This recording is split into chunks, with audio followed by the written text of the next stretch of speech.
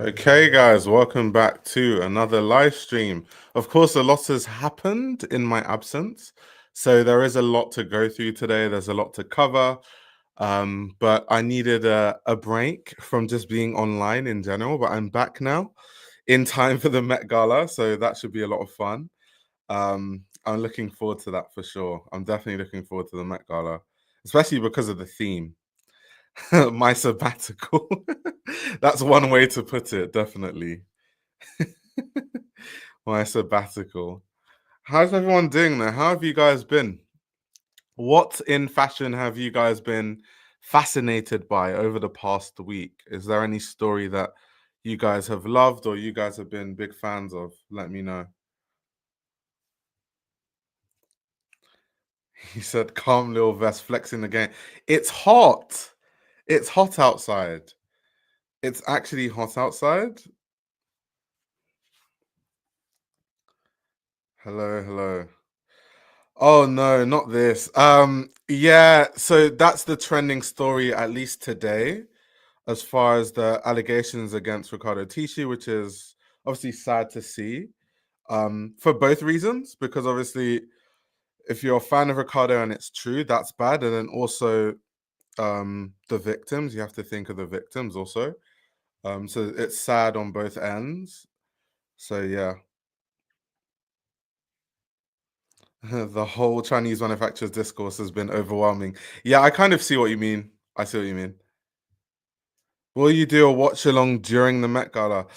I don't know if I can because, like, in New York. So I'm going to be in New York at the time of the Met Gala, and I'm going to this Instagram event, and simultaneously I'm assisting my friend who is someone's stylist who's going to the Met Gala, but I won't tell you who exactly.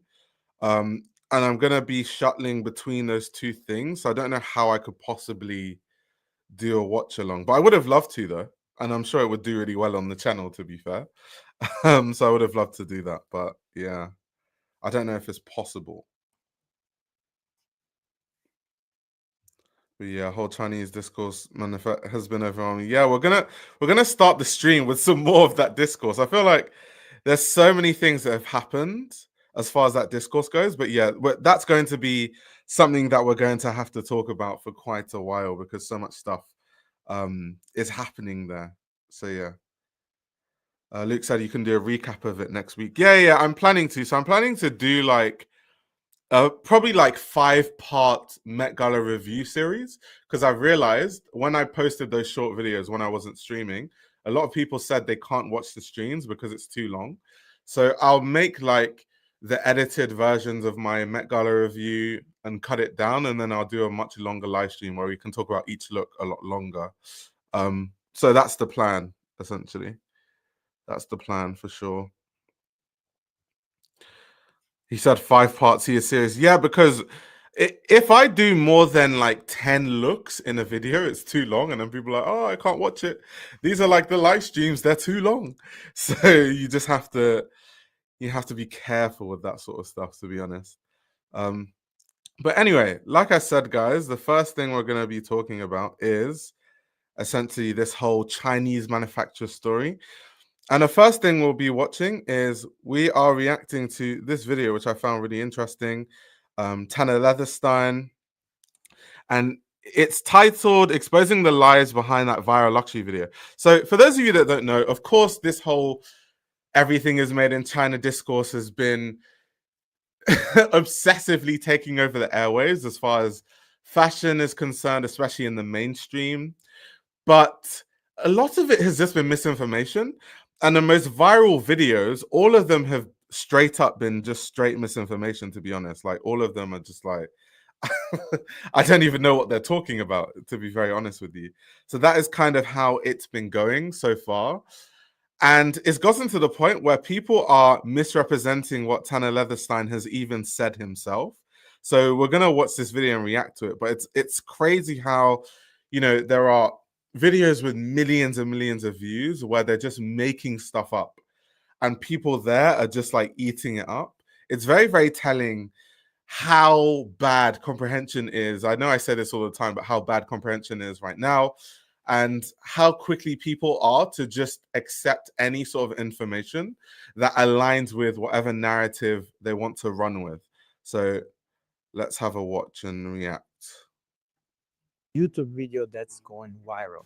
2.3 million views just in a few days. And guess what? I am apparently the main proof behind its biggest claims. According to insiders and receipts from Tanner Leatherstein of Oh yeah, so a good example. This YouTuber here called Miss T. She has been one of the YouTubers that I've personally seen because I get recommended all the videos to do the China thing because I watch fashion content on my channel. She has posted some of the most misinformation I've seen. She did something. I'll show you guys actually. So on TikTok, right? This is Louis Vuitton's TikTok. She made a YouTube video where she essentially said that Louis Vuitton responded to the whole Chinese manufacturers controversy thing. And her reference, guys, let me show her reference, was this video here. Bear in mind, this video is one of their campaign videos that they posted in March. As you can see on the day, if you look at the top right corner, this was posted on the 15th of March, 2025, way before any of this conversation even happened. And this was around the time when they had the LV Murakami collab. And this was kind of like the typical luxury brand thing that they do, the savoir faire, where they have someone hammering a nail in a trunk and applying some embroidery and stuff like that. That's how all of those videos are. And what she did was she took this video and started to say that, you know, Louis Vuitton has responded and they didn't even show us a factory. All they showed us was, you know, hands and, you know, people looking at hands. And I was like, are people really like, they want to chase the story so quickly, they're going to take a video that was posted in March as proof that Louis Vuitton responded. People didn't even take the time to look at the date. That was where I was just like, okay, people's comprehension levels are literally in the ground right now. And if you look at the comments, it's a lot of people finding this video from that video because she's had those viral videos. So they'll go from her video to the TikTok and then start, you know, saying that, like someone said, I recognize Mr. Chang's hand, made in China, signed in Paris. Even in this video, you only added a logo. First Gucci, then Hermes, then Cartier, now LV. Babe, what are y'all trying to prove? So once again, this Miss T YouTuber, she has been responsible for saying that all these brands are, you know, responding. So everyone is just following exactly what she says, not looking at the date. And that's why people are saying, first it was Gucci, now LV. Never had these on my FYP. You even have people, because something that this Miss T YouTuber said in her video was that no one even knew that Louis Vuitton had a TikTok page. Like, is like they almost started their TikTok page to kind of respond to this whole controversy. And I'm so confused because just do a scroll. Just scroll on their TikTok page and you can see how long they've been posting for. Like, literally, you can keep scrolling and then you click on a video and you see that the date is a while back. Like, this is in September 2024. Like, it's just so shocking how, like, people just don't do any research. Like, not even the tiniest amount of research, not even the bare minimum. So yeah, I wanted to point that out before we go back into this video. up to 80% of these so-called French luxury bags are made in China. Not just So Tanner Leatherstein was not the person that said up to 80% of leather goods were made in China. The person that said that was the Chinese guy in the manufacturing plant in the factory that was selling, you know, counterfeit Hermes bags, and clearly said that he was selling counterfeit Hermes bags. People just decided in their head that he said he was an official supplier of Hermes bags, which has been debunked loads of times on this channel and on many other channels. It wasn't Tanner Leatherstein that said that, it was the guy in the factory. So she doesn't even know what she looked at or who said what. She's just saying stuff, literally just talking. disassembled, manufactured. He also exposed that the cost to actually make a Birkin bag is around $600, not $14,000, not $38,000, $600. Let me be clear, I never said any of those things. Now, I actually love the fact that social media gave us the power to speak and learn freely. It broke the monopoly that mainstream media once had. But here's the downside. The quality of the information dropped to the floor. Today, anyone can publish anything, and the fact checking is optional at best. To set the record straight, I already made 2 videos addressing the lies in those luxury goods are made in China viral takes. In the first one, I called out the guy showing a counterfeit Birkin breaking down the cost like it was the real thing. He said the cost was somewhere around $1,400. I said, no, that's a fake Birkin. And yes, I said that there are better fake Birkins in China that are sold less than $600. That was the context. And this creator somehow twist that into me saying that the real Birkin costs $600 to make. Exactly, which, as I've said on this channel, we can take estimates, but unless someone from Amez is directly telling us exactly how much they buy each raw material for, exactly how much they pay their artisans to make each bag, and what that costs per bag, we don't actually know. It's all an estimate. So I don't know how the YouTuber jumped to the conclusion that he said Hermes bags cost a certain amount to make. I don't understand that. And in my second video, I explain why the 80% of luxury goods made in China claim doesn't add up. They turned that into Tanner confirmed it.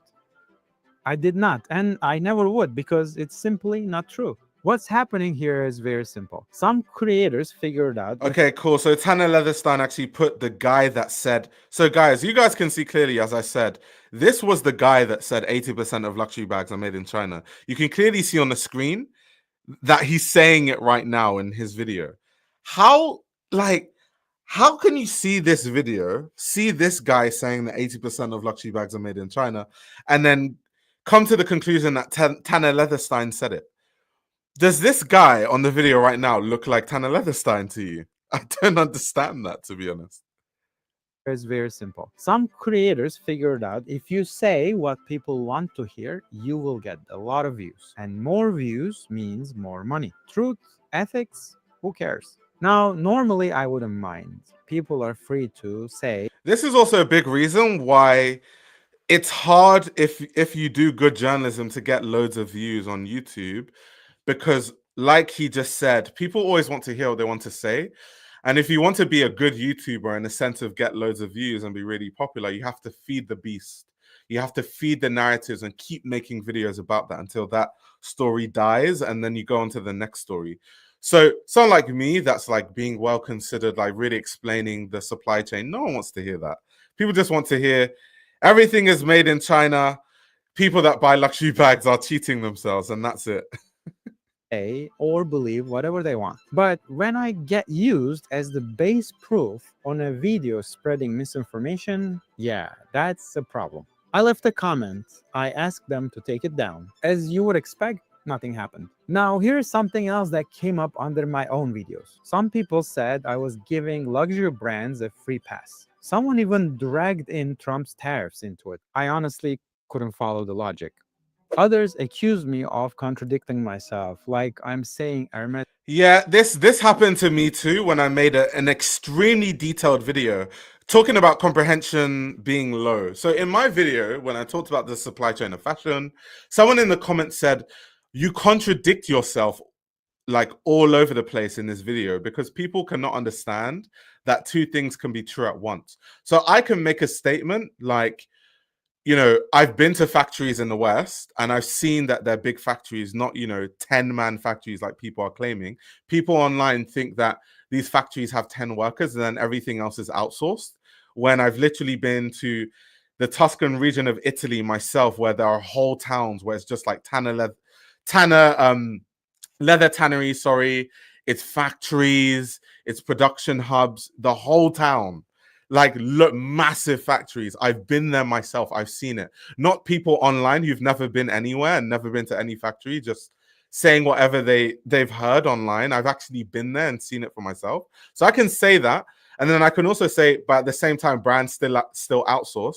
And one of the reasons why luxury fashion is going downhill is because the quality is going downhill. So these brands are not delivering on their promise.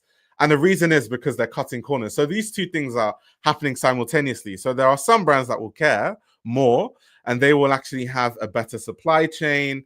Their quality control will be a lot better. But at the same time, there are luxury brands that don't. and don't care as much. And then someone will literally hear me say that and be like, you contradict yourself. How can something be good and bad? It's like my brain literally wants to explode. Hermes Birkin is worth $38,000. Let me say this clearly. No bag, not even exotics or settle stitch ones, from any brand worth $38,000 will never be. And yes, I'm working towards that inevitable Birkin dissection video. One day it will come. When it does, I will break it all down. The costs, the materials, the craftsmanship, the business model, all of it. And let's go back to that 80% made in China claim. It's a big lie. If it were true, these manufacturers would have all the proof in the world. Emails, invoices. I've already debunked myself why it's literally physically impossible for 80% of luxury goods to be made in China. I'll give you loads of reasons here too, because there'll be people that will see this video that haven't seen the past videos. So first of all, luxury brands left China. A lot of them stopped producing in China because China became too expensive as a labor cost market. So the initial reason why brands went to China in the first place was because labor in China is cheaper than a lot of Western countries where luxury fashion is produced, like France, like Italy, like Spain, which are big hubs, like Portugal too, Turkey. The labor in China is cheaper. So they went to China to cut costs to improve profit margins. However, Chinese labor started to creep up to the old price of Western labor when they outsourced to China in the first place. So because of that, they then started to think, oh, China's becoming too expensive. Let's find even cheaper labor markets. That's how you have markets like India now, or Cambodia, Vietnam. That's why brands moved away from China. So it's literally impossible for 80% of luxury goods to be made in China when luxury goods are produced in Turkey, they're produced in Portugal, they're produced in France, they're produced in Italy. Italy is actually a top 3 manufacturer of all luxury goods, by the way. So take from that what you will. They produce in so many countries and they're leaving China in like record speed, one because of the tariffs and two because the labor is too expensive. So how anyone that does research can think that it's true that 80% of luxury goods are made in China, I don't understand that. What I could believe is if someone said 80% of fashion, because a lot of fashion that is made in China tends to be where they have the expertise, like sportswear, athletic gear. China is very famous for having some of the most advanced technology when it comes to outerwear and the kind of outerwear that has technology to it, like the stuff that you would wear skiing and like performance wear, stuff like that. So a lot of sportswear brands who produce millions and millions and millions of garments, not way more garments than luxury brands, they produce in China. So if someone told me the whole of fashion is produced in, sorry, 80% of fashion is produced in China, I still wouldn't believe it, but it's more believable. But luxury fashion, definitely not. Like, definitely not. Invoices, shipping logs. That's just how manufacturing works. And now they decided to expose the luxury brands they supposedly worked with. They have already burned those bridges. They have nothing to lose by showing that proof. So where is it? If they've got it, great. I will love to learn something new and change my perspective. Until then, I have no reason to believe that claim. Now, don't get me wrong, I deeply respect Chinese craftsmanship. China has stopped being the cheap production place a long time ago. They have serious skill sets. They have got access to the best European leathers, they make the world-class hardware, and they have incredibly skilled artisans, even in saddle stitching. Which is exactly why I say this. Don't waste that talent making counterfeits or running disinformation campaigns just to push fakes. Build your own brands, tell your own stories. You will have more creative control, more pride, and a sustainable success. And for what it's worth, I am dreaming about making my absolute highest level product line made in China, proudly. Why? Because I know what's possible there. I believe I can develop an amazing product with an honest and accessible price point. So this is the thing about what Tanner is doing, which is really smart. He's saying that he's going to make a high crafted brand that's all based in China. And I've talked about this before. China has the expertise to make high quality goods. It's just the intention of brands that go there. When all the luxury brands went there with the sole intention of taking advantage of a lower cost labor market, of course they're going to want to cut corners at every turn, and that's why the quality would go down. But if, like Tanner is doing, you go with every intention to only find the best manufacturers with the most skilled workers, then that's what you will find. It's not rocket science. I'll work towards it as much as I can find time and see what we can accomplish with Chinese craftsmen. So yeah, social media changed the game. We all have a voice now. Also, we do have chaos. Let me know, what do you think? Has this shift made us better informed? Also, Rachel, this is very true. So a lot of what happened, because a lot of luxury brands started outsourcing to China, there are a lot of factory owners in China that became really, really rich, like literally built generational wealth, creating factories to meet the demand for these luxury brands. And you see a lot of these Chinese fashion groups now buying luxury brands, even Western luxury brands. They have put money into the infrastructure of other Asian countries like Vietnam. A lot of the Vietnam factories are owned by these same Chinese manufacturers. So yeah, that is definitely true. It's also always been that way, because I remember before China became the big thing, there was actually, and if you read How Luxury Lost Its Luster, you would know this, but there was a lot of production in Hong Kong at the start before a lot of it went to mainland China. And there were these factory owners in Hong Kong, when they saw everything moving to mainland China, they then started to build their own factories in mainland China. And then obviously the manufacturers in mainland China learned from this and have now built their own factories where they see these luxury brands going, like Cambodia, like Vietnam and stuff. So very, very good point to bring up. Or just louder. As always, until next time, stay entertained. So yeah, I thought it'll be really interesting to react to this because, like I said, the misinformation is just crazy. It's quite insane how people love to talk about things that they know nothing about. Like, I have a fashion channel, but I like work in the industry and all that sort of stuff. I don't have I'm trying to think of like an industry I literally know nothing about. Like, I don't have a car channel where I'm talking about the supply chain of cars and how cars are manufactured when I don't work in the industry. And I definitely wouldn't know how that works, right? I've not been there. I've not worked in the industry. It's crazy how people will jump on any story with no information and not even do any research to see that the dates don't even tally when they're claiming that certain brands respond and stuff. It's crazy. It's totally, totally insane. Dolce, so we can thank Coach for being one of the first brands to find quality maintained. Outsourcing and then everyone flocked. Yeah. Also, this is true. There are Chinese-owned manufacturers in Africa. That's true too. Okay, yeah, Rachel said, yes, my husband's family is from Hong Kong and owned a hat factory. Exactly this story. Yeah, guys, I know my stuff. Like, guys, this is the industry I've been working in since I was 18. I'm now 27. But following on from this story, so people have responded. Finally, people have actually responded. So, it's not just because I've seen a lot of the discourse online. Why don't these brands just show their factories? Which is funny because this is how you know a lot of these people that are commenting on these things don't do any research.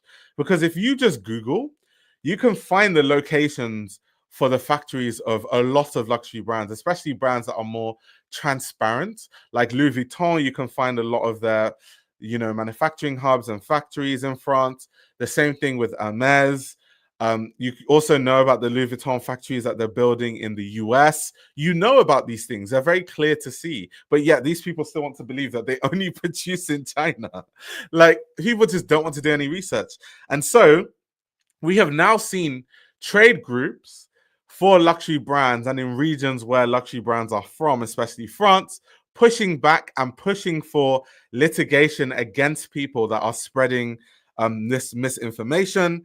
So as you can see, the FHCM, which for people that don't know what that is, that's the Fédération de la Haute Couture et de la Mode, which, coordinates Paris Fashion Week. They also coordinate things like Haute Couture Week. So they are, circulating a position paper calling for policymakers to make an immediate action to stop an unprecedented widespread disinformation campaign about the origin of luxury goods. Now, this is another thing that needs to be said, because a lot of people are saying that, there's no way they can sue because they'll be lying anyway. Well, this is proof that they're clearly not lying because they are literally pushing for litigation against misinformation. They're taking it to the courts where things have to be above board and things have to be factual. The evidence has to be factual, not just, statements on TikTok. You actually have to come with evidence in a court of law. So that's something that needs to be said. And I know a lot of people that like to run with their narratives will not look at stories like this. They'll not watch this video probably because they just want to run with, whatever narrative they want to run with. But like it says in the article, France's luxury trade groups are quietly fighting back against a flood of counterfeiters pushing luxury super fakes on social media. Over the last week, the Fédération de la Haute Couture et de la Mode, Committee Colbert, and Union de Fabricants, the French Association for Promoting and Defending Intellectual Property, have circulated a position paper to French and European policymakers calling for immediate action to stop an unprecedented widespread disinformation campaign about the origin of luxury goods. The call to action is in response to the viral spread of content posted on TikTok and other social media platforms over the last few weeks, suggesting that European luxury goods from brands like Hermès, Chanel, and Louis Vuitton are manufactured in China before being relabeled as made in France or made in Italy. The videos, which pose a serious fake news problem for luxury brands, were posted by creators claiming to be the Chinese manufacturers, responding to the prospect of sky-high US tariffs by offering American consumers the opportunity to buy cut-price luxury knockoffs. Also, I think, so people like to overestimate things because I think it helps push their point. Now, it isn't to say that luxury brands don't produce a certain amount of goods in France and then call it made in France when the origin of other places, it might be partially made somewhere else, right? But how the law works, like the actual law, if they're doing things in a legal way, not to say that everything brands do is legal. We've seen many cases of brands, operating with third-party manufacturers that are operating with illegal practices. So not to say that everything they do is legal. I'm not here to defend luxury brands blindly. However, for the most part, they have to, produce in a legal way. And that means that a certain percentage has to be made in a country for it to be from that country of origin. I think it's about 70-something%. So that could mean that they could take components, they could ship components from a different country and assemble the whole thing in a different country than it's made in that country. But technically it is made in that country because just because raw materials come from all over the world doesn't mean that where it's manufactured, it isn't made. Like I've talked about this and I use this analogy all the time. In the car industry, components of a car come from all over the world. There are so many components to a car. Every component is not just made in one country. However, all those components get shipped from all over the world and then it's constructed and made in that host country. And therefore that car is therefore made in that country. I think people, I've seen a point where people are like, well, the leather comes from here. So how can they say it's made in Italy when the leather doesn't come from Italy? And it's like, just because a raw material comes from a country, if the whole product is made in Italy, it's made in Italy. That's like every industry. That unless we're going to start saying that cars are made in Brazil, France, USA, Mexico, Germany, all at once. Unless we're going to do that, where something is manufactured is where it's made. I think people really mix that up. I've seen people mixing that up online a lot, but let's read on. It's a flagrant case of promoting counterfeiting, said the FHCM executive president, Pascal Morand. It is misleading and deceiving consumers. Unifab Committee Colbert and FHCM have pushed for policymakers to strengthen measures aimed at banning the spread of such content and called for international cooperation to prevent its distribution. It is imperative to put an end to this defamatory disinformation about the entire luxury industry, the position paper said. This defamation occurs in an uncertain geopolitical and economic context and severely harms the preservation of intellectual property, which is the only guarantee of product authenticity for consumers and investment in innovation and the preservation of jobs in Europe.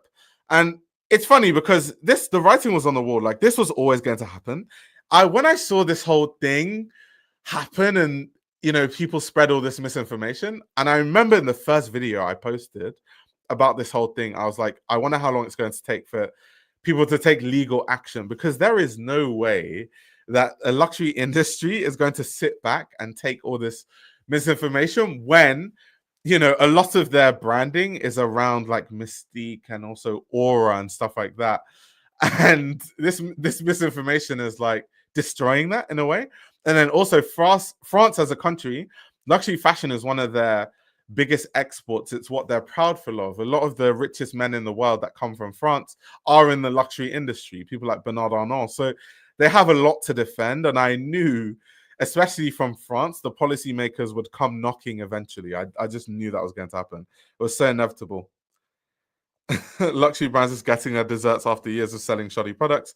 Well deserved. Yeah, I agree with you there. Because I've said these luxury brands have themselves to blame. The reason why, even though it's still misinformation, why it's so easy for people to believe all this stuff is because luxury brands have cut so many corners to where all this stuff is believable. So they have themselves to blame. It's their fault. And unless, I hope that from this situation they learn that they need to, one, be more transparent with how they produce, and two, they need to stop cutting corners, because then it wouldn't be so easily believable. So it's definitely their fault to a certain extent. And it's ridiculous people are bitching about markup like it's something new. Sure, prices are out of control, but high markup has always been around. Yeah, exactly. Exactly. And no one is forcing, another thing which I don't understand is no one is forcing anyone to buy these luxury goods. Like, no one is actually forcing you. Like, no one has a gun to your head. Like, you must buy this Hermes bag. You must buy this Birkin. You must buy this Kelly. So I've never understood like why people are so like mad about it. Like, no one is forcing you to buy it.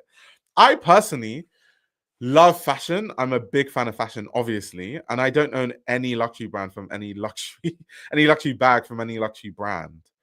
Like, I just don't care for it. It's not what I love about fashion. You can be into fashion and not buy those bags. And if you buy those bags, there's nothing wrong with that too. People spend their money on whatever they love. If you've worked hard for your money, some people spend it on holidays. Some people spend it on watches. Some people spend it on cars that they don't need. Some people spend it on boats, yachts. Some people spend it on, different things, right? So I don't know how it's any different. I just don't understand. If that's what you value, that's what you value. I think my personal thing, though, is that I just want brands. I want people to boycott brands until they provide the quality. The price is not the issue because it's luxury. It's always going to be too expensive. It's kind of what it is. But it's kind of this promise that they actually delivered on before with the brands that they don't now, that makes me really angry a lot of the time. I think that social media has probably played the largest role here. More than any other space, it has the power to mobilize entire groups of people against large conglomerates. Very power to the people. Yeah, for sure. For sure. For sure. For sure. Would be great if conglomerates finally implemented those blockchains to track the item in the creation process. I mean, we've been asking for that. And I remember a point in time when they were essentially claiming that they would do that. But I don't know what happened to that. It seems like they backtracked on that, and that was the end of it. So yeah, that was a bit of a shame, to be honest. But yeah, it was great when they actually cared, and it seemed that they were going to be transparent, but all of that went out the window shortly after. So yeah, big shame. But yeah, so we are now seeing legal action hopefully be taken soon. I definitely want a lot of these people spreading misinformation to be sued. Because do your research. Like, if you're going to report on something, just do some research. Like, you can't spread misinformation over and over again and make loads of money. Like I said, with the YouTuber that was getting millions of views just saying any old rubbish on the internet. So I think she deserves it. If if they seek legal action against her, I think she deserves it, to be honest. She definitely deserves it. But anyway, moving on, guys. Let's talk about the Met Gala. Because, of course, the Met Gala is amongst us. The Met Gala is very, very soon. And everyone is talking about it, of course. What is going to happen? What will the looks look like? What is a black dandy? All these kind of things. And I've really enjoyed the discourse around the Met Gala. I've actually noticed the discourse around this Met Gala seems to be a lot more intellectual than I've seen in the past. A lot of people are really reading books, referencing books about dandyism and black dandyism, and really looking at the history of black dress and stuff and referencing that is way more intellectual than I've ever seen discourse around the Met Gala before. So that's obviously a positive thing.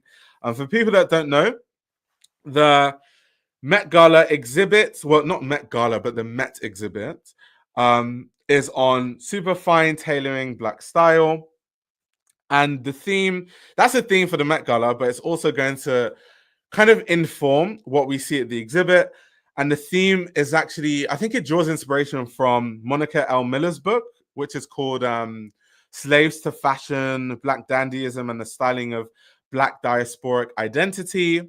She's also a guest curator, I believe, for the Met exhibit. So that should be amazing. I'm really, really looking forward to seeing how exactly the Met exhibit looks like.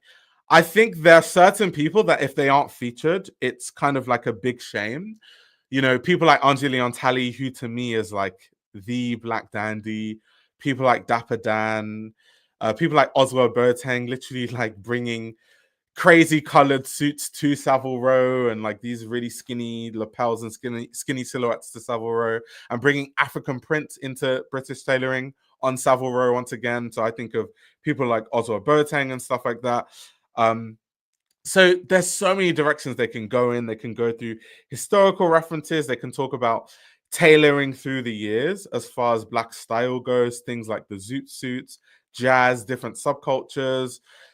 So yeah, there's a lot they can do. And I was happy that they had a guest curator because I wouldn't trust, not that I'm a fan of Andrew Bolton, but I wouldn't trust Andrew Bolton to have the exact range to do a whole exhibition about black style and black historical style. I just wouldn't expect him to have that range. So I'm very happy that they've invited a guest curator who actually has expertise in that. So that's something that I've been very, very positive about. Of course, as you guys probably know, this year's Met Gala will be co-chaired by Common Domingo, Lewis Hamilton, A$AP Rocky, Pharrell Williams, and Anna Wintour. And I think LeBron James is an honorary chair, which would be cool. We've also seen, and this is kind of what I wanted to talk about, the Vogue cover story, which I thought was also very interesting. I mean, Vogue is a shell of itself these days. However, from time to time, they have really interesting cover stories. It isn't just the Jenners or the Kardashians in the most stale fashion outfit you've ever seen in your life. And the articles are basically meaningless because they only talk about celebrity fashion that no one that actually cares about fashion or style really cares about. But their rollout of this Met Gala has been absolutely insane. I've loved the imagery. I've loved the videography. I love who they're working with. It's been great. And even the interviews they've done around it, the panels that have been done around it have been all fantastic, to be honest. So I have to give Vogue their props with that one. I think that it's really, really been great. John says, I feel maybe people will be on theme this year. I'm hoping so. I'm really hoping so. If you're going to be on theme, this would be the year. It's also easier to do, especially for men, because a lot of men just wear, plain black tuxedos and a bow tie, which is so boring. It's like you wear that to every, black tie event. You wear that to every gala you go to. Why not just switch it up for the Met Gala? Like, why not? So I hope that, especially the men that don't really put a lot of effort into their outfits, this is the one chance that they have. Wear that weirdly colored suit, Show us some historical references to a black dandy that we never heard of before. Like, do some research. Show us some interesting references. I personally like the wide 70s style dramatic lapels, but some skinny lapels look good. Yeah, I think you're referring to when I was talking about Oswald Boateng. So I'm not actually a personal fan of Oswald Boateng's silhouette. I think my build makes skinny suits and suits with skinny lapels look very ridiculous on me. So I wouldn't wear an Oswald Boateng suit, but I love him as a designer and I'm a huge fan. And I think he's very influential and I can recognize his impact, even if I wouldn't wear it personally. But yeah, I'm more of like a traditional British boxy silhouette, wider lapels, wider trousers kind of guy. Rachel says, I'm actually excited to see them in this year. Yeah, for sure. I feel like it's never hard to be on theme at all, but so often they aren't. I always wonder why they aren't, because Like, why not? It's one day, it's the Met Gala. You're already sponsored. Almost everyone is sponsored by a brand or is there via a brand. So just tap into the brand and tap into the designers and stuff. I've never understood, people going to the Met Gala and not trying. I will never get that. I'm expecting a lot of West African influence. That would be cool, though. That would be very, very cool. I think West Africa, there are a lot of dandies there. Loads of dandies.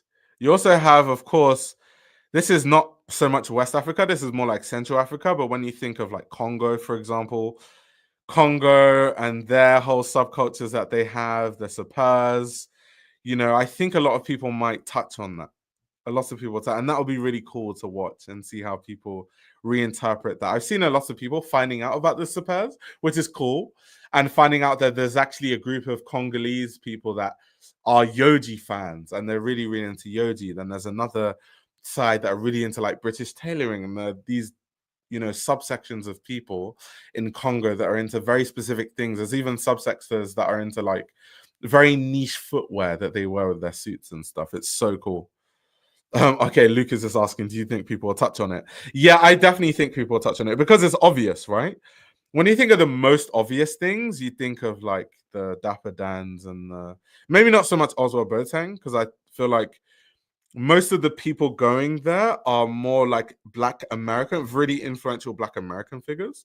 So maybe they won't be as influenced by Oswald Boateng, but definitely people like Dapper Dan, Angelo Leon Talley, potentially, that sort of stuff. I think we should put more blame on the brands for celebs not being on theme. Interesting. Whose fault is it when celebs are not on theme? Is it the brand or is it the celebrity? I'd like to know what you guys think. Which one is it? I think it's both, to be honest. I think it's both. Black Dandy is New York City and African American. I wouldn't say that. I think that there's Black Dandyism across the world. So there's definitely a strong Black Dandyism, in the US, and that is African American, but there's like obviously an African side to Black Dandyism. There's a Black British side, because when you think of historically, even like white dandies, right, where they from, a lot of them were British. So then a lot of Black Brits adopted what they were seeing and made it their own and infused their own like West African culture and Caribbean culture in the UK to form like a Black dandyism subculture. So yeah, I wouldn't just say it's African American. There's blackness is not a monolith, right? There's blackness all across the world, each with their own, cultures and subcultures and references and influences. But I think all of it is valid. All of it is definitely valid. Theo says the American South is heavily Black dandyism. Maybe people reference the Harlem Renaissance. Oh, that would be interesting, actually. That would be interesting. I think brands more so because sometimes the celebs only get a few options the brand gives them to choose from.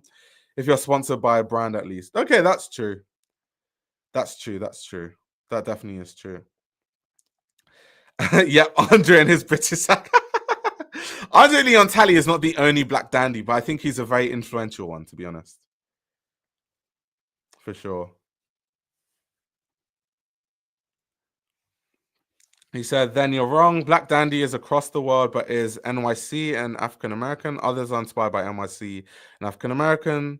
To know that is to know why Black Dandy is even a thing. No, that's not true. That's not true. It's not true. Don't get me wrong. So I just don't like when people do a whole, it only comes from this place and that's it. African American dandyism and just culture in general is extremely influential, by the way, like extremely influential. It's copied by a lot of people. It influences a lot of people. It influences a lot of brands. It kind of is like the standard in terms of like pop culture and that sort of stuff. But historically, if you just look at the history and where the dandies, like white dandies, for example, were from, and then you think of Black people adopting it, none of that comes from the US. So what I'm saying is there are different things happening simultaneously. So you had like in the US, African Americans building their own Black dandyism there. Then you had Africans in Africa doing it. You had Black Brits in Britain doing it in their own different way. It's not like it's not a one size fits all thing. Also, yes, Fashion and Jazz is a great book that I've read, and I gave, for guys that don't know in the live stream, Ceci is one of my good friends, and she has read. I gave her my book to read, the Fashion and Jazz book, which was really cool. And we had a discussion about it, which was fun. But yeah, so yeah, I push back against everything only coming from New York. That's crazy. Saying that Black dandyism only comes from New York is absolutely insane, to be very honest with you. I think he epitomized everything about Black dandyism, the upward social mobility, the cultivation of historical knowledge, arts and culture, a discernment in taste, the 18th century, etc. So sad. Are you talking about Angie Leon Talley? I would agree with you, though. I definitely would agree with you. Have you guys seen that clip? Let me see if I can find it. Where Angie Leon Talley was like,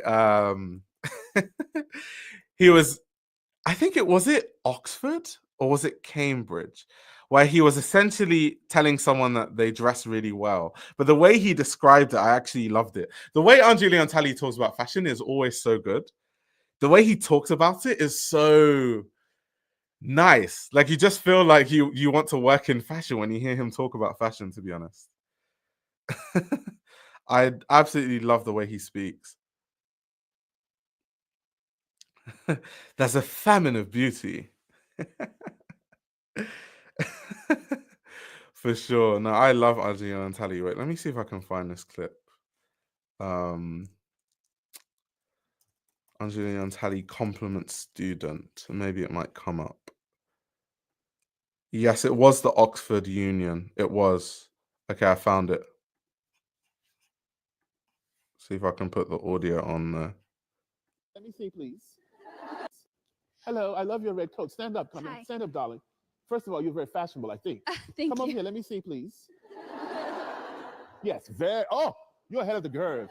Oh, darling. Oh, you are way ahead of the curve. Oh, you are way ahead of the curve. You want to know why? Thank you. You got flat shoes on. Thank God.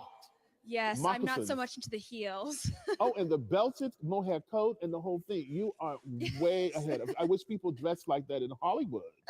Thank you. You look wonderful. I love your look. Thank It's you. very sophisticated American, very society lady of America. Thank you. Thank you. You're doing it. The plaid shirt is very, very creative. Thank you. The earrings, the Appreciate it. glasses, turn around. Take notice, people. Take notice. Hair, everything. Yes. Where's that coat from? It's actually my great aunt's Perfect. vintage sort of. Perfect. Perfect. Perfect. You're perfect, darling. I'd say you're the best dressed person in the room. There are a lot of best dressed people here. Well, thank you very much. You're welcome.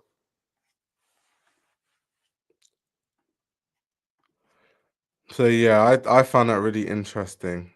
AP is still arguing that dandyism is only African American. Look, AP, one of the tenets of dandyism, right, is like tailoring. Like for men, dandyism, tailoring is like very inherent, and the style of tailoring that is, closely associated with dandyism is Western in nature. So, do you not think that Black people in these countries where tailoring is very historic, I'm talking places like Italy, places like France, places like the UK, do you think that the Black people there did not adopt any of that and make any Black dandyism movement? Like, I don't know what to tell you. I don't even know what to tell you at that point. Exactly. I don't know what to tell you. Like, this is also true. You can't beat his enthusiasm and vocabulary. Shout out to Angela and Tally, absolute legend, complete and utter legend. Like I actually love him so much, even though I never knew him personally. There was a great article that you guys should check out. I'm not going to read it, but on Angela and Tally just being a dandy and showing like a lot of his looks, that was really cool. So you guys in your own time definitely look through this, but just to see some of his looks over the years. So cool. Yves Saint Laurent. Like he was a pure dandy. So I saw someone in the chat say Chris Eubank. Chris Eubank is a very good example, by the way.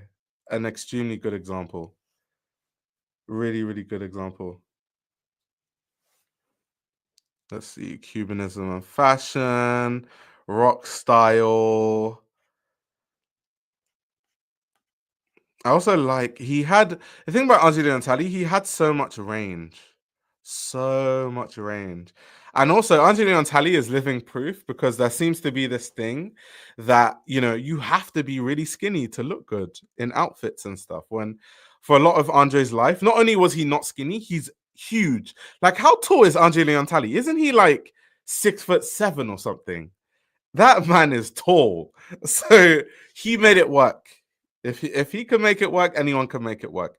Granted, Angelina Yontali's taste level was extremely high. So I mean you have to adopt that somewhere along the line, but it just shows.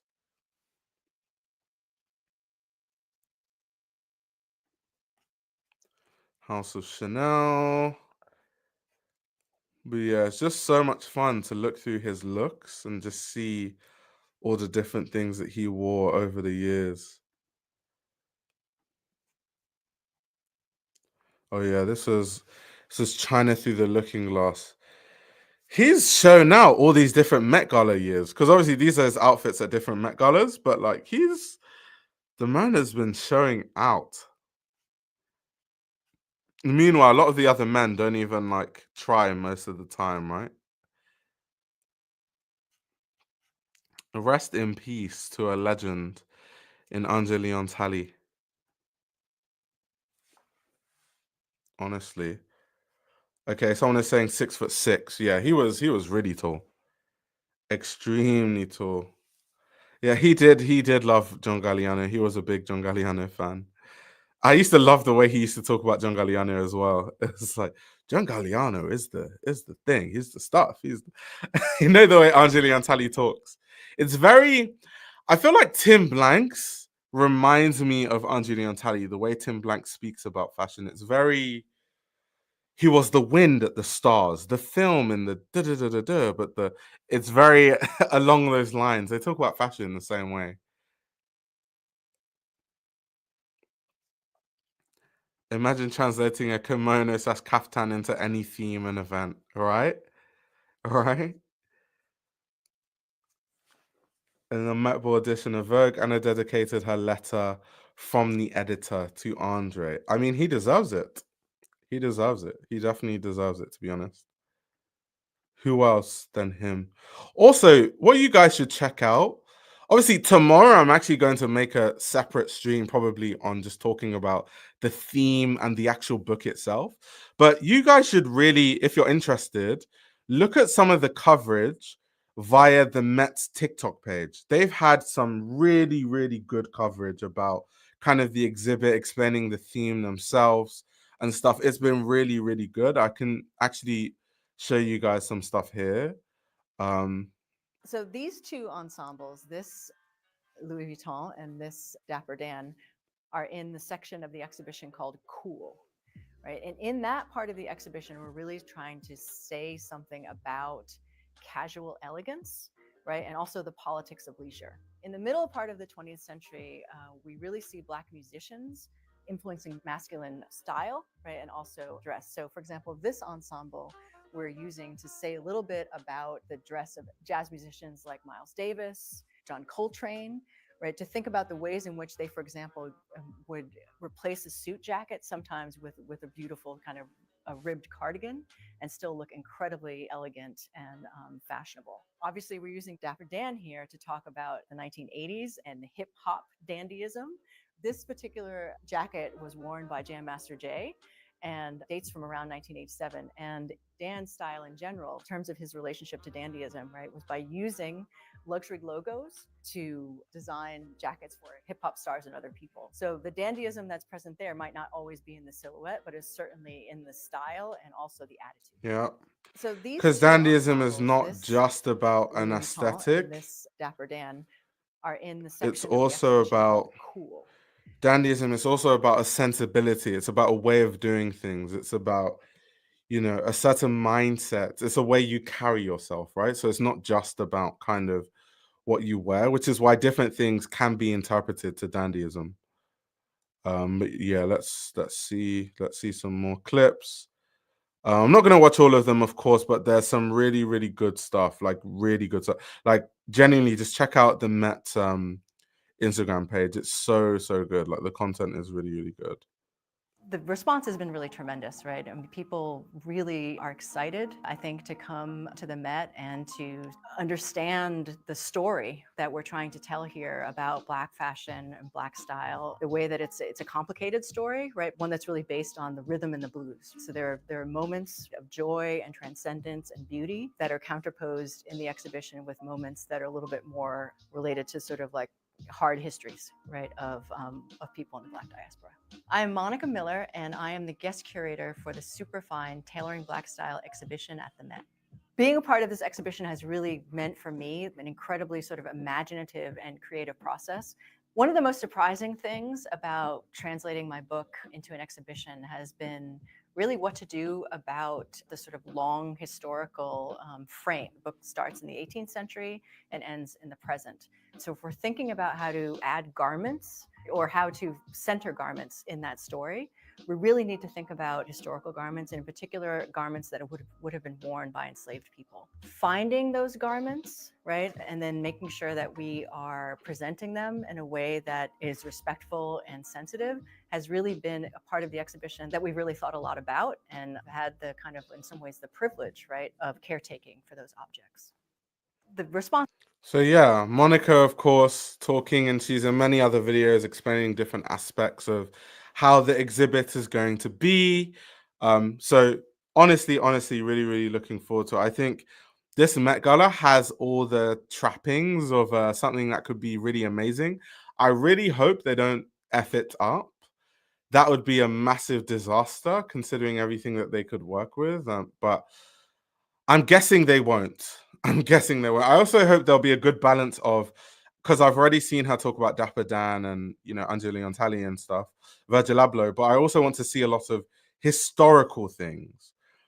Like, let's see what Black people were wearing centuries ago, and who are the Black dandies from centuries ago, not just very, very recent 21st century sort of stuff. So we'll see what they do. We'll see how they do it. But honestly, looking forward to how they do the rollout. And I'm hoping that they don't bugger it all up. Something I want to show you before you move on to the next topic is there was actually on Vogue Runway, they were asking different designers what they think makes a modern dandy, which was interesting to see kind of what different designers had to say about it. So Willie Chavaria says, a dandy is someone who presents a captivating external fashion identity which supersedes any perception that could otherwise be interpreted as less than. It takes an embrace of one's own charisma and confidence. A dandy amplifies the character they wish to present publicly so that they are seen as the finest in the room, which is an interesting take. You have Ruben Toledo. What makes a dandy is their innate ability to create an atmosphere of voluptuous exactitude, a willingness to step out of the picture frame and be the walking, breathing art piece, to become both the object and the subject at the same time. This can manifest as minimal and silently provocative, or loud and jarringly intrusive, and all shades in between. It takes courage to become the art object, the conversation piece, but more than anything, it takes care for yourself and for your audience and the occasion. Dandyism is an excellent public performance. I definitely agree with that. I do think that, yeah, not all the time is dandyism like a public performance. Like, I think when people think of dandyism, they think of, they think of like out of the ordinary. That's why like we think of Chris Eubank, and I would say that he's a dandy, but it's more than that. There are people whose style is less, ostentatious, but they're still dandies. It's just not as, let me stop, because ridiculous is not the right word, but you know what I mean, like in your face, if that makes sense. I just want to put some Chris Eubank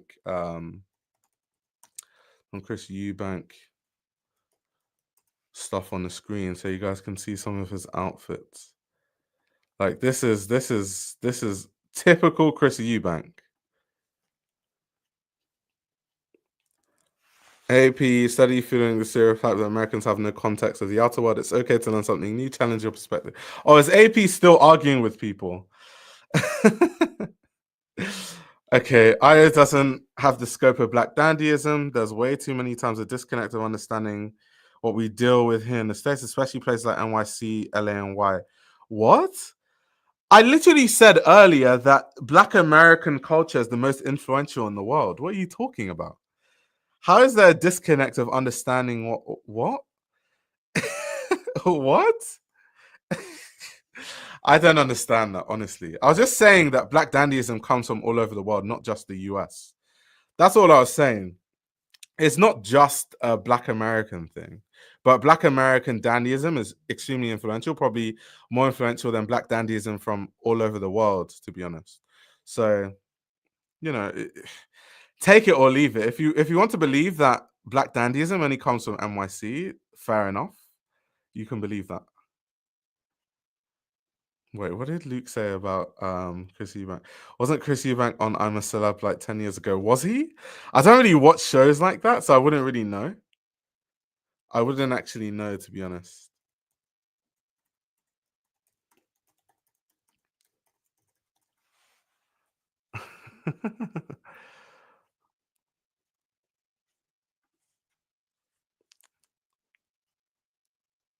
Someone says shout out to the UK dandies.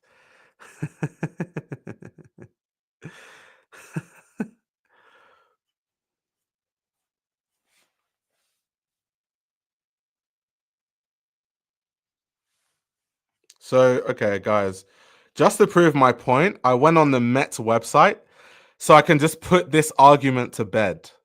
I only for you guys. So let's see what is on the Met official website about Black dandyism. Bear in mind, the guest curator of this whole exhibit is someone that has literally written a book on Black dandyism in Monica L. Miller. So let's see what they say. Superfine Tailoring Black Style explores the importance of style to the formation of Black identities in the Atlantic diaspora, particularly in the United States and Europe. So they've already said it's all the Black identities in the diaspora, but particularly in the US and Europe. So already it's not just in the US. But reading on, through a presentation of garments and accessories, paintings, photographs, decorative art, and more from the 18th century to today, the exhibition interprets the concept of dandyism as both an aesthetic and a strategy that allowed for new social and political possibilities. So we've put it to bed. We've put it to bed. So if you don't think I'm right, then also you don't think the Met is correct, then I don't know what to say to you, honestly. I honestly don't know what to say to you, but I can add some nuance since someone is claiming that I don't know what I'm talking about. So let me add some nuance. So one of the reasons why Black dandyism came to be is because Black people had to assimilate to European culture, which still happens now, right? We talk about this all the time when we talk about, like racism and stuff like that, right? So a lot of Black people had to assimilate to dandyism to kind of fit in and to be accepted. And that happens in any country where the dominant culture is European or white. So in the US, Black African Americans obviously had to assimilate in that way. In the UK now, do you know what percentage of Black people in the UK? 3%. So Black people had to assimilate the same way and, be accepted into the mainstream culture. So assimilation doesn't just happen for Black people in the US. Like the US is not the only place where Black people are a minority where they have to assimilate to a sort of white or European, majority culture. Like I just literally God. But anyway, moving on. Let's read some more of these quotes before I lose my brain cells. Let's see what other designers had to say. Daniel Lee said, the modern dandy has swagger and presence in life and style. They give leading character energy. Interesting quote from Daniel Lee. Ib Kamara. What makes the modern dandy is, for me, confidence.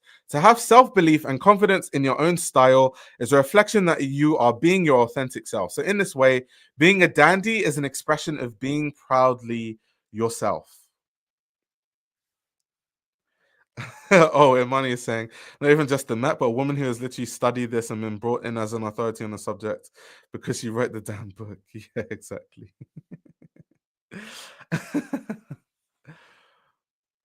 Exactly.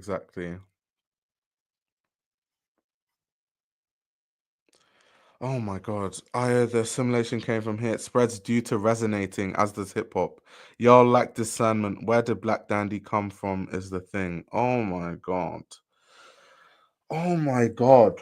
Wait, so you're telling me that black people in the UK assimilated to white Americans when those are not the Americans that those are not the white people they're dealing with. They were dealing with white Brits. That doesn't even make logical sense. Like, if you sit down and think about that for a second, it literally makes no sense. It makes no sense.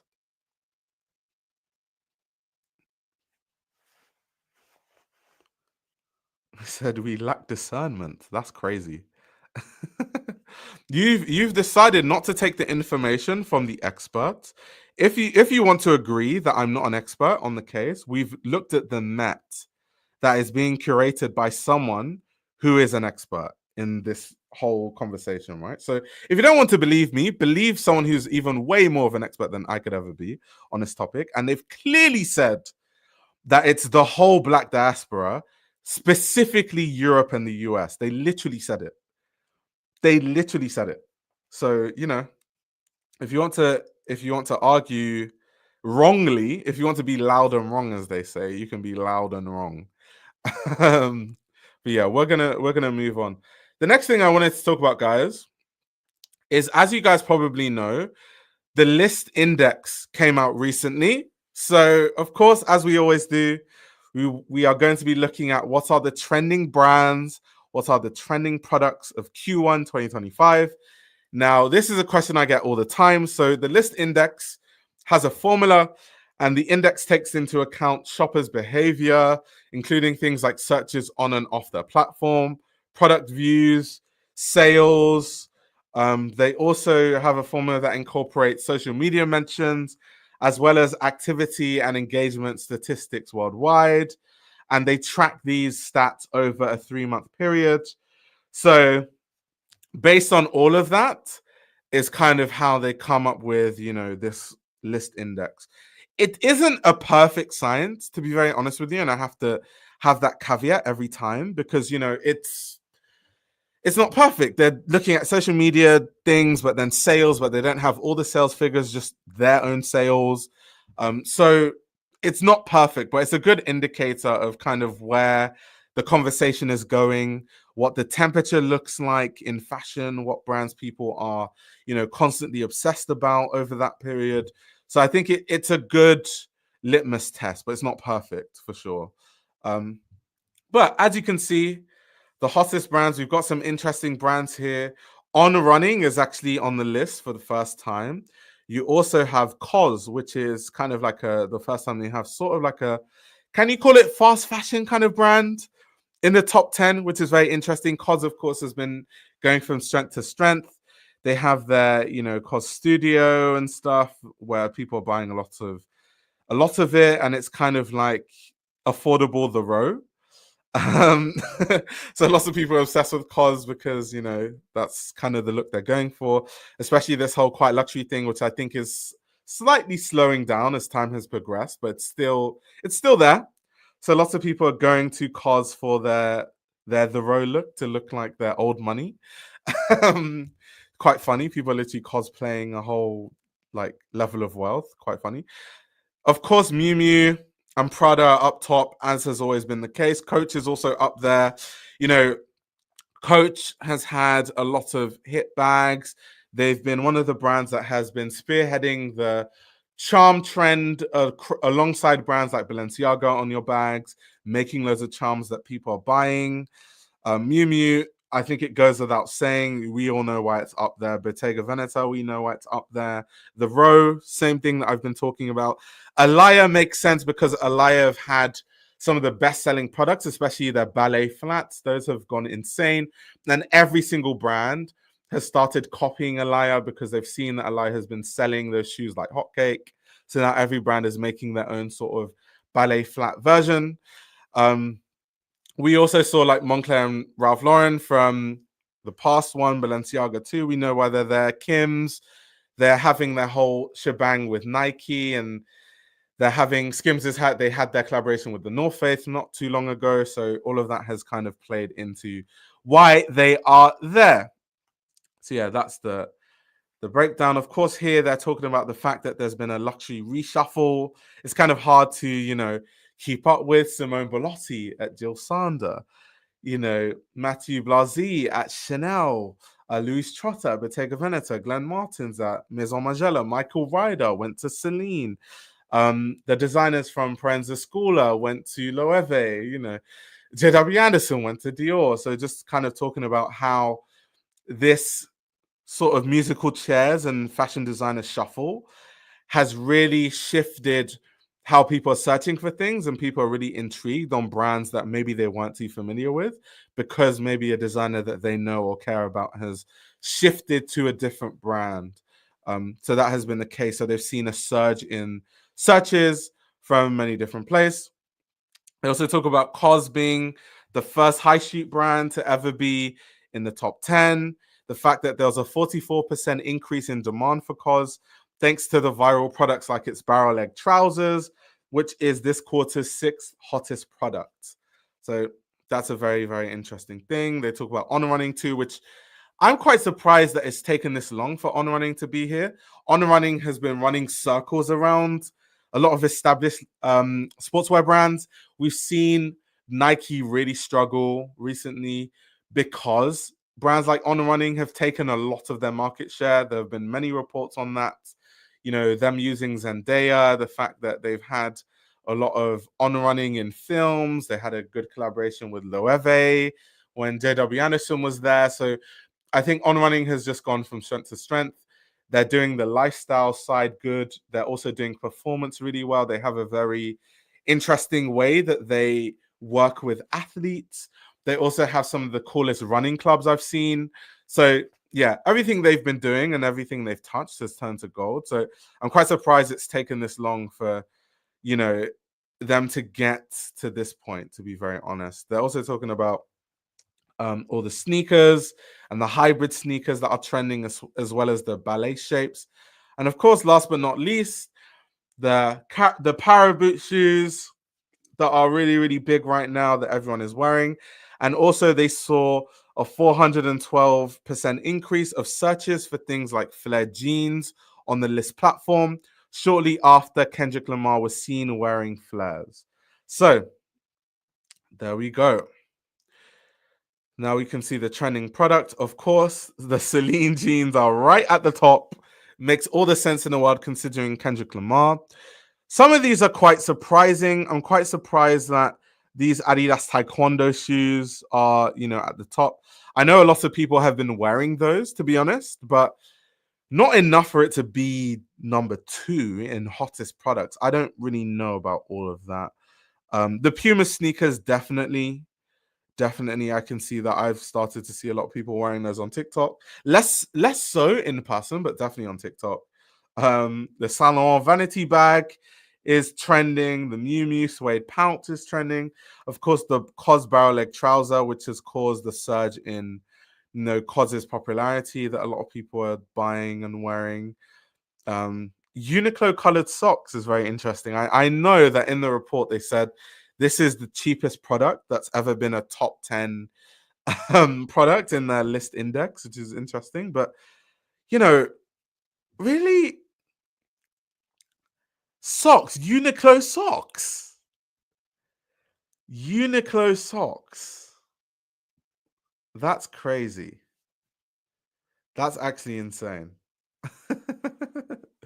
Uniqlo socks is wild. Then, of course, you have the Chloe mini ruffle dress.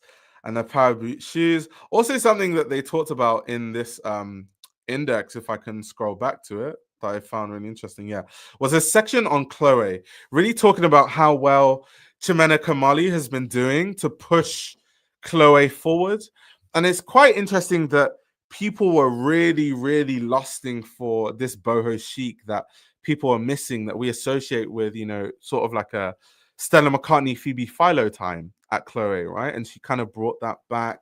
All the ruffles, the tulle, the see-through garments, the light garments, the flows, the tears. A lot of people are obsessed with that. And a lot of her products have been selling like hotcake. And that's why, even in the top 10 in this list index, you can see the Chloe ruffle dress is number 10. So yeah, they've been doing really well. They also talk about some brands that have been growing fast. I mean, Duran Lanting, it's mainly because of, I can imagine, Jean-Paul Gaultier, and a lot of people not really knowing who this designer is, and then him being announced at Jean-Paul Gaultier and people really looking at his work. That being said, in fashion circles, I have seen a lot of people wearing the clothes. I've seen people wearing, there's a sweater that they make with the sort of like hunchback. There's also one that they do that is kind of like a chest plate. I've seen a lot of people wearing those. It's kind of like a more wearable version of Ray Kawakubo's Comme des Garçons. If you think of like the Lumps and Bumps collection, the famous collection, it's kind of like a more subdued bump at the back. So it's like a hunchback, but it's kind of cool though. It's kind of like a cool, fun commercial piece, to be honest. But we'll see what he does at Jean-Paul Gaultier. That should be interesting. But like they said, Lantink is best known for remixing dead stock into sculptural, puffed-up silhouettes that spark online debate and discourse. The recipient of the LVMH and Walmart prizes, the Dutch designer has been named the permanent creative director of Jean-Paul Gaultier, as I've said. So there's been a plus 69% rise in demand this quarter. Dries Van Noten is very interesting. I've never really seen Dries Van Noten as a brand that's mainstream in any way. It's a very like fashion people love it, but outside of fashion, a lot of people don't really know about the brand.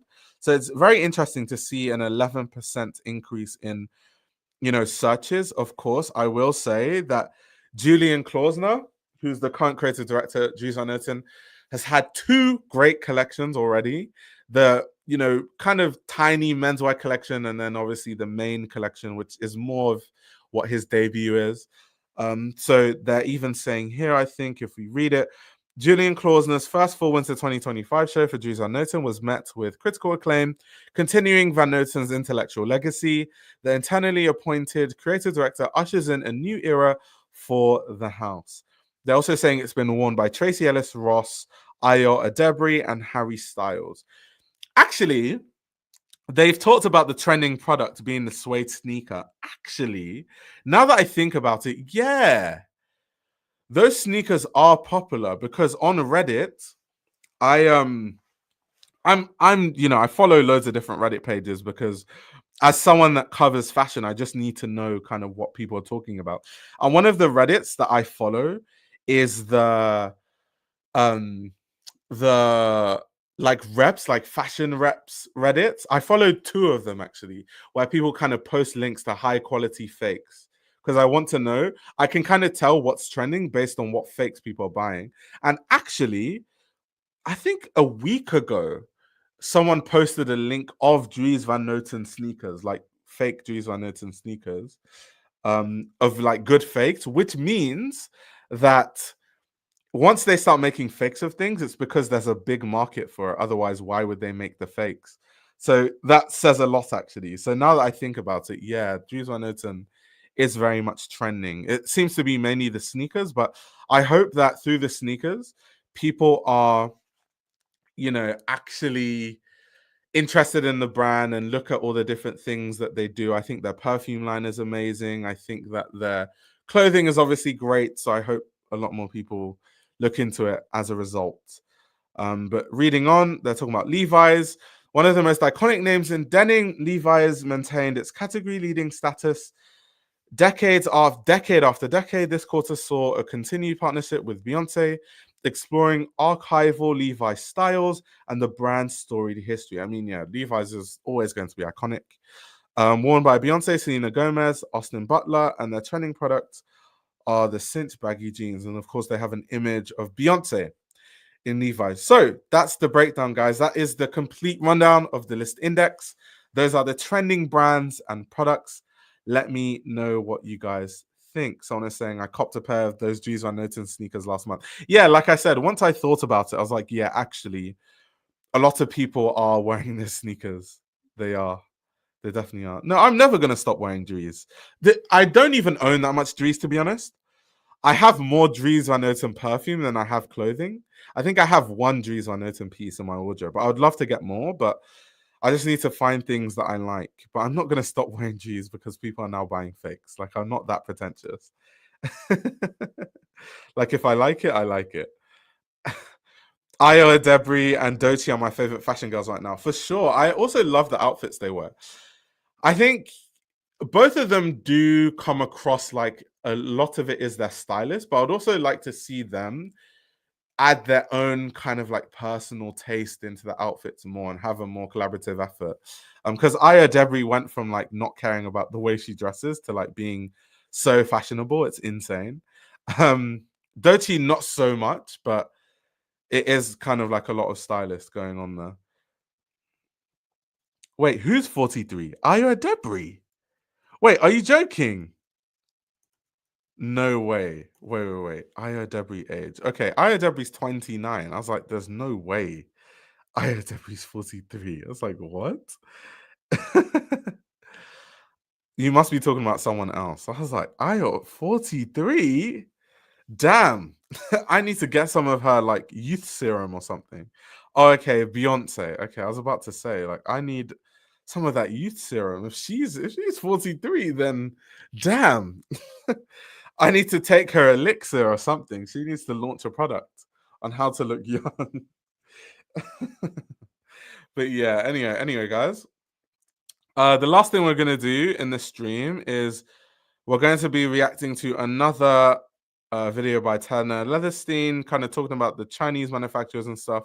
I think his opinion is really valid, which is why I'm reacting to his videos directly, because he obviously is a leather worker. So when we're talking about bags, we're talking about, luxury goods. He's in a good position to really talk about it because he's constantly going to leather tanneries.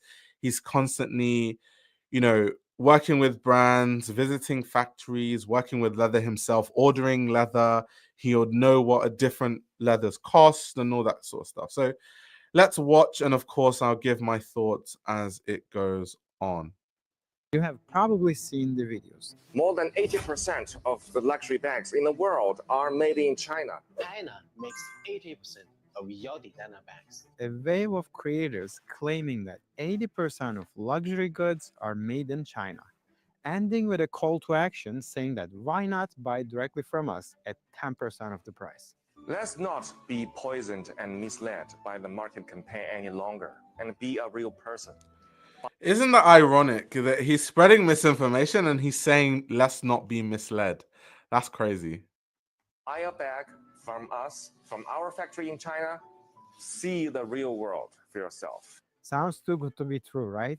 That's because it is. They're offering 13% cash back on any purchases from American citizens. And not only that, they're going to give you 280 hours of visa-free entry into China to go shopping. Convenient, right? Here is where things get weird. In my field, luxury leather goods, this story doesn't add up. Let's break it down.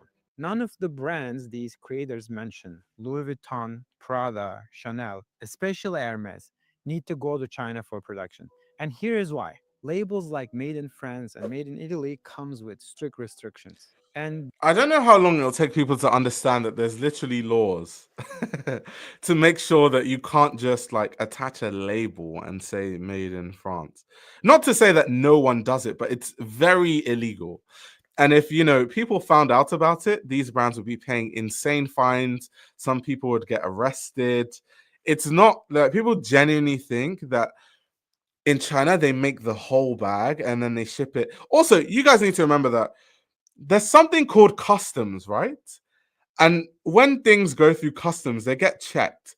And if you're sending loads of bags so that they can be assembled in France, those massive boxes are obviously going to be checked. It's customs are the reasons why a lot of fakes don't even make it past the border because they get seized and destroyed. So to think that these brands could genuinely have products of origin coming from China and they can actually just change the label and that's legal is insane. Yeah, it's just wild. And brands at that level don't risk compromising that. It's just not worth it. Yes, there have been some shady attempts in the past. Some subcontractors tried replicating the Chinese working conditions inside Italy, keeping workers in inhumane conditions just to meet the Made in Italy restrictions. They got caught, evidence surfaced. Brands cracked down hard, adding layers of inspection all the way down to the subcontractor levels. But why wouldn't they just go to China? Okay, so to correct Tanner Leatherstein slightly, um, the auditing process for subcontractors is quite terrible. As we've covered on this channel, it's flawed. The system is flawed. Of course, in general, how these things work is you have to notify the factories that you're going to do an inspection before the inspection happens. So they know the date that you're coming. That's kind of the industry standards, how it works. But if you're a factory, if I know when an audit is going to happen, I'm just going to make sure that everything is above board on the date of the audit, which is why sometimes it's so hard for them to actually find wrongdoing at these manufacturers, because when the auditors come to these factories, people are, the factories are spaced out legally. There aren't too many workers there. There are legal workers working there. And immediately these auditors go, all the illegal workers go in, they start working more hours than they're allowed. They're paid less than a legal minimum wage, all these kind of things. We've seen all the evidence for that. So I would kick back slightly and say that the auditing process isn't great, but these laws are still in place. It is still illegal to do that. And it's why luxury brands don't do it themselves. They would never do that. They would never. The legal implications are too much. So Louis Vuitton, for example, has a lot of their factories in France, like quite a lot.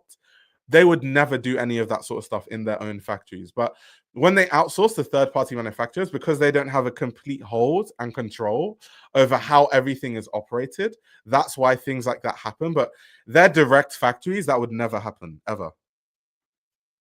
Here's why. It doesn't make economic sense. The leathers used in high-end bags, it's all European origin. Shipping it to China, manufacturing it there halfway, and then shipping it back to put made in Italy label, is probably much more expensive than making the whole thing in Europe. Last month, I did a research in China just out of personal curiosity without knowing any of these gonna be viral subject today. I visited factories in China. I gave them two of my oldest and best-selling designs. One of them is the passport wallet, which is super simple, just layers of leather stitched together, no complication. And the second one is my pet folio for legal pets. This one, though, has a lot of internal sophistication to have a rigid structure. There's cardboard, sponges, and fabrics, and a suede lining. So this one is much more complex to make than it looks from outside. And I know China is good at that. And here are the quotes I got from them. For my passport wallet, they gave me 1260, and for my portfolio cover, that's 3390. You can see the cost breakdown of these things on my website, atelierpegai.com. In Spain, I pay $13 for this, $5 for leather, $8 for labor. For this one, we pay $12 for leather, $22 for labor, adding up to a $34. So they're almost Exactly. So he's proven the cost is basically identical. And funny enough, if you're importing plus paying that identical cost, you're actually paying more outsourcing. And normally, I know people don't understand this about business, but if your company is vertically integrated, you can control different aspects of your supply chain to make sure that you maximize profit anyway. So, almost identical. Plus, I didn't have this cost breakdown on my websites when they were working on my products. Don't get me wrong, the prices they gave me is super fair. I've seen their work, I trust their quality. I would go for it only if I was targeting internal China market. Also, Venus, this is very true. Superior product quality is greater than where the product is made. I totally agree with you. Granted, obviously, you don't want the workers living in insane conditions, right? Because something can still be like really good quality, but the conditions of the workers are really bad. So that's also another thing to consider. But that conversation aside, I don't know why people are so obsessed with this whole made in China thing, because ultimately, whether things are made in China or not, if things are made well, fine. But the problem is, you know, people cut corners, and then on top there's misinformation. Like if these luxury brands did actually produce in China, I would say so, but they just don't. So it's just not right. And it's because people are trying to push a very specific narrative that isn't true. But either way, I don't think I would buy a jacket from China. I would buy a jacket from France. But I don't think it matters if it's good quality. So I don't really. I'm not one of those people that thinks if it's made in France is superior, because that's not true. Like China has expertise too. So yeah. Market. For any other scenario, it just doesn't make sense. And don't forget, some of these European brands like Prada and Miu Miu, they already have their factories in Romania, leveraging highly skilled Romanian artisans. It's cheaper than Italy, yes, but the quality is still very high and the whole supply chain is still in Europe. So again, why overcomplicating it by going all the way to China? Let's call this what it is. It's a disinformation campaign, likely a response to the trade tensions and the Trump's tariffs. If you watch these videos, believe in it, and then go to China hoping that you will get a real luxury bag for 10% of the price, you might be disappointed. I'm saying China being synonymous with poor quality is such a myth. All our phones are mostly made in China. I don't hear bad quality complaints with iPhones. Yeah, I don't know. I think, like I've said, in our society, and I've been talking about this before, especially with this misinformation stuff, where people are literally looking at videos that were posted in February 2025 and saying that that's a response that the brand made. I think most people these days don't do any research and don't like read anything. So they probably don't even know that most of the stuff that they use that's really good quality, a lot of it is made in China, which is why China has a bad rap, right? Because they just think of like drop shippers, that drop ship stuff from China that's really, really bad quality. But yeah, I think it's just a lot of people these days don't read or do any research. Obviously, not you guys watching the stream, because we talk about quite analytical things on the stream. But most people in society, and I see this all the time, like day to day, sometimes I might talk to people and the stuff they say, I'm like, damn. So I think that's just the problem in general. Be disappointed. What you will find will be fakes. And sure, some are really good quality and looks amazing. The good ones are not easy to find. And they're not that cheap either. Those shops are not the mainstream storefronts. They're under the table operations that you really need to do your research before heading there.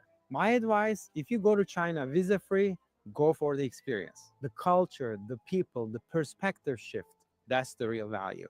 Just don't expect to walk away with a real Hermes that normally costs $40,000 for $500.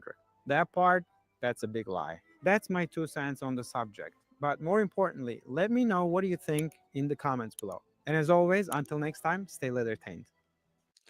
So yeah, I'm curious to see how long I'm going to, and other content creators that have been pushing back strongly against it. I know Super Jacob has had some really good coverage of this whole like China situation.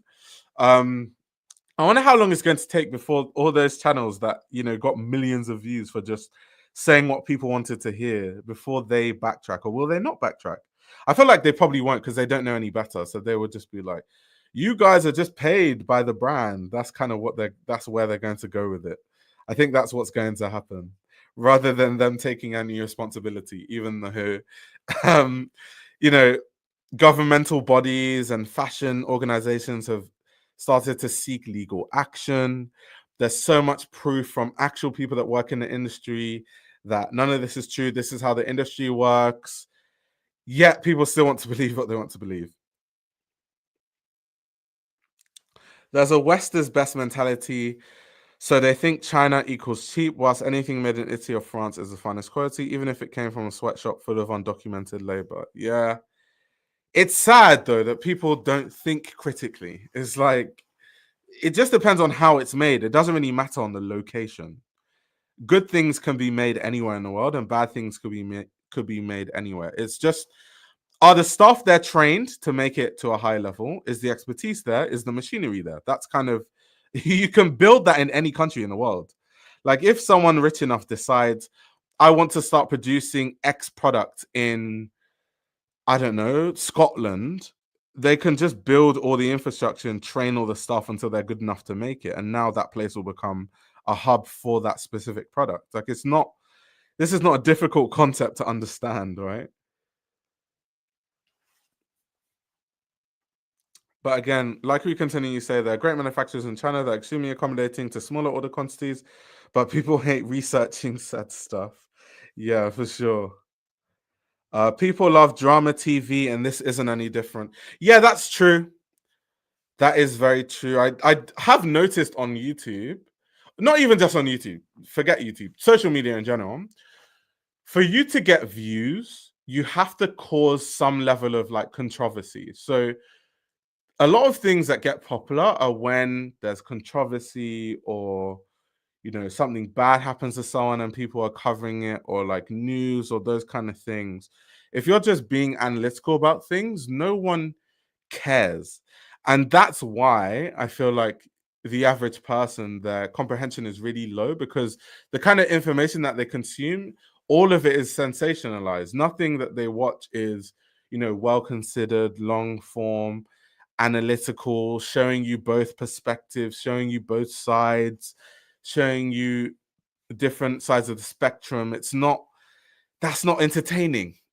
And a lot of people think or assume that a lot of views equals this person must know what they're talking about because there are loads of views, and that's what's validating it. Like, for example, I'll give you a perfect example of what I'm talking about, right? So this this video by Tanner, look at how many dislikes. 980 dislikes. That is I have a YouTube channel. I've never had that many dislikes on a video in my life. Like, people just don't want to believe someone that went to China himself and visited the factories. Like, he went to China himself and visited the factories. He's visited factories in Europe as well. And he's a leather craftsman, and they still refuse to believe him. They would rather believe someone that doesn't know what they're talking about, but has 2 million views on YouTube. It's insane. It's absolutely insane. Yeah, this clickbait, cancel culture phenomena, old news for most of who know. Yeah, for sure. For sure. Speed is also key. That is very true. Speed is key. Some of the worst manufacturers I've dealt with were in the States and wanted to charge out the ass when they couldn't even produce the product quicker than any foreign manufacturer. I think that's the case all over the place, because in the UK, for example, we have hubs that are really good for production. So I always think of Scotland, because some of the best tweed comes from Scotland. Scotland is very famous for like wool production, for example. But then in other parts of Scotland, the factories that the quality of stuff isn't great. In that same country, you can find some of the best stuff you've ever seen, and then some of the worst stuff. It's really, really weird. It's really strange. So that's the thing. Most places are like that. The US, I'm sure, is like that. Some manufacturers will charge you crazy amounts, and the products will be subpar. And other places will do a lot better. Someone is saying Leicester. Yeah, Leicester is a really big hub for manufacturing. Of course, there was the Leicester controversy around Boohoo, I think it was, not too long ago. That was a whole disaster. But yeah, Leicester is a big hub for clothing manufacturing. Also, in the north of England, there's still quite a lot of manufacturing hubs and a few factories in the north of England as far as clothing production is concerned. So yeah, I live in the UK, right? I've seen manufacturers in the UK have terrible quality, and I've seen ones that do really, really good quality, high quality manufacturing. It just depends. It's not just the loss of manufacturing capacity that closed down, but also a lot of artisans retiring or passing away, so made local. Yeah, true. That's true. A lot of factories I dealt with in the US are so unprofessional too. They'll drop you out of... To be fair, I think that happens in most places. What a lot of factories do is they have clients that are bigger. Maybe they're working with a luxury brand or like a big streetwear brand that brings in hundreds of thousands of dollars in, you know, work every couple of months. So all their attention goes to their main clients. And if you're asking them too many questions as like a new client, they just drop you because they're like, it's not worth the stress. That happens a lot, actually. I've seen that happen a lot. That's very common. That is extremely common. But anyway, guys, this was fun being back and chatting with all of you. I shall be taking my leave now. This was fun. Thank you very much, all you guys, for tuning in. And I'll see you guys in the next live stream. Probably that won't be till after the Met Gala because I'll be too busy. I'll be in New York and stuff. And if you guys live in New York, message me and we might be able to do like a meetup or something. But yeah, talk to you guys later.